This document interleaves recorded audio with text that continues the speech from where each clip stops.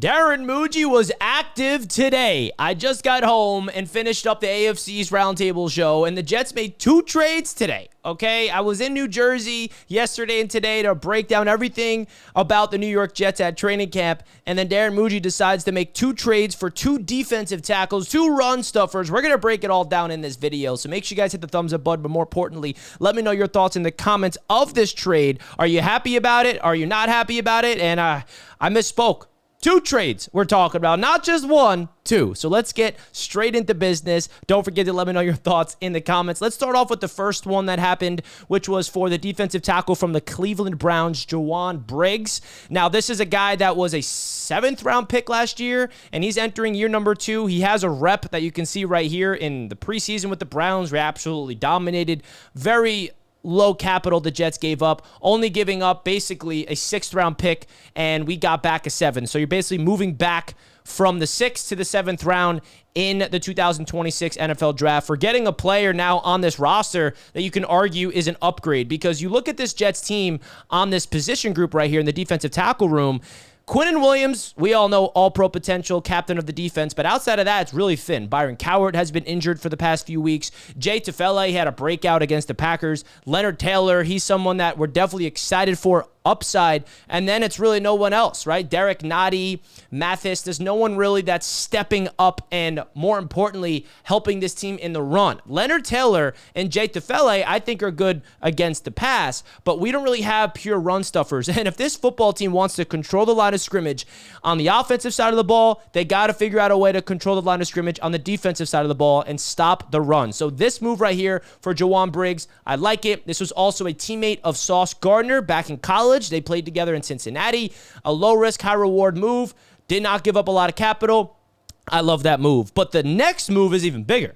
Now, this move right here is kind of crazy. The Jets brought in Harrison Phillips from the Minnesota Vikings. He was drafted by the Buffalo Bills, was with them for 4 years, and then was with the Vikings for quite some time. And this was a captain. This was someone that had like 80-plus combined tackles 2 years ago. Last year, he looked solid. This is another guy that is really good against the run, and I think is going to start next to Quinnen for the New York Jets. I mean, the Jets also got a really good deal taking on half of the money. So the Minnesota Vikings are basically paying of his $7.4 million salary, $3.7 million. So the Jets get Harrison Phillips, and they don't have to pay his full salary. So that's a big plus for the New York Jets. And the fact that they added 2 defensive tackles at this stage of the season, I think the Jets are not done, folks. The Jets are going to make a lot of trades. August 26th is where the cuts all happen, and I think that the Jets are not done. We found out earlier this morning that they're interested in trading for a wide receiver, so I can definitely expect that.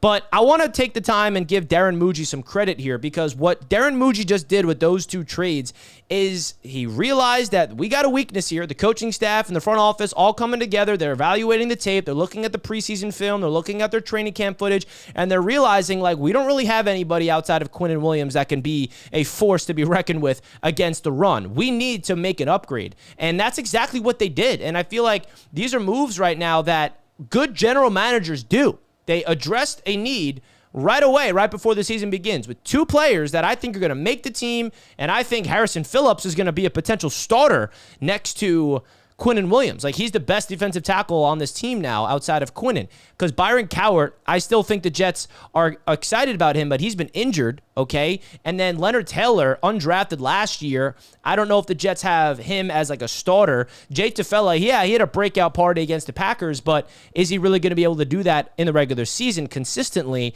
So you bring in Harrison Phillips. I think this is a guy that is really going to be a difference maker for this football team, a pure one-tech, someone that can plug up the run. And then, of course, we got a younger guy that I think the Jets are going to be excited to get their hands on as well, that, hey, you never know what's possible with a guy like Jowon Briggs coming on in here. Again, 7th-round pick.